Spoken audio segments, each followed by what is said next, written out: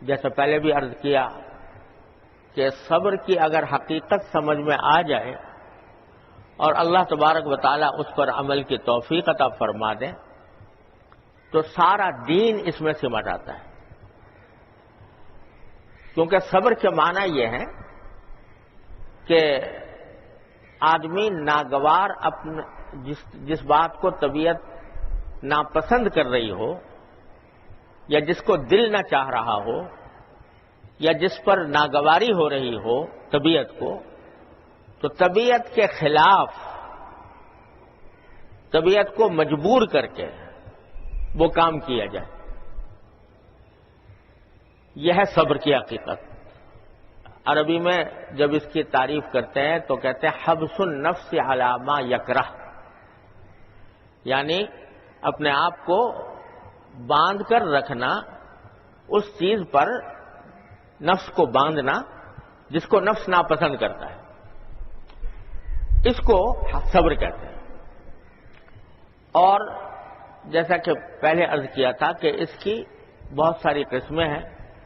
صبر طاعات پر بھی صبر ہے، معصیتوں سے بھی صبر ہے، مصیبتوں پر بھی صبر ہے، اور حاصل اس کا یہ ہے کہ کوئی عبادت کرنے کو دل نہیں چاہ رہا مگر زبردستی کی جائے،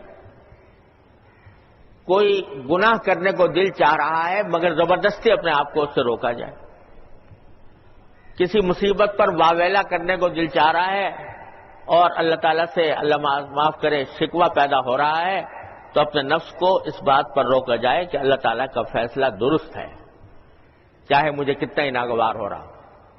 یہ صبر ہے.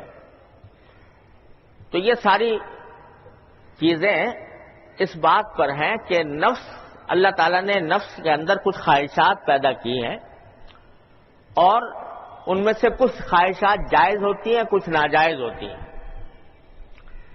تو جائز خواہشات پر عمل کر لینا اپنی جگہ اللہ تعالیٰ نے جائز قرار دیا ہے. ہر انسان کے لیے اس کے مواقع رکھے ہیں، اس کو حلال بھی قرار دیا ہے. لیکن جو ناجائز خواہشات ہیں ان کو دبانے اور ان کو مٹانے اور ان کو پامال کرنے کا حکم ہے، اور اسی پر جنت کا وعدہ ہے.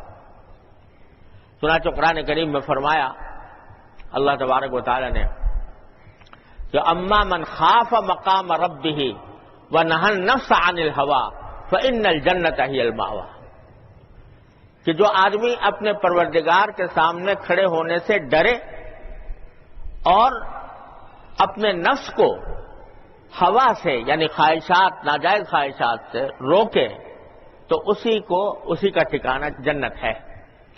تو جنت جو ہے وہ صلہ ہے در حقیقت اپنے نفس کے خلاف کام کرنے کا.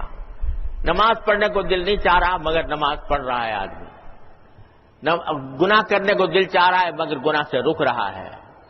کوئی مصیبت آئی ہے، کوئی پریشانی لاحق ہوئی ہے تو اس پریشانی کی وجہ سے اللہ تعالیٰ سے شکوہ کرنے کو دل چاہ رہا ہے مگر آدمی شکوہ کرنے کے بجائے اللہ تعالیٰ کے فیصلے پر راضی ہو جاتا ہے. یہ سارا دین اسی میں آ گیا صبر کے اندر. اگر یہ بات اللہ تعالیٰ ذہن نشین کر دے تو بس سارے دین کے اوپر عمل آسان ہو جائے.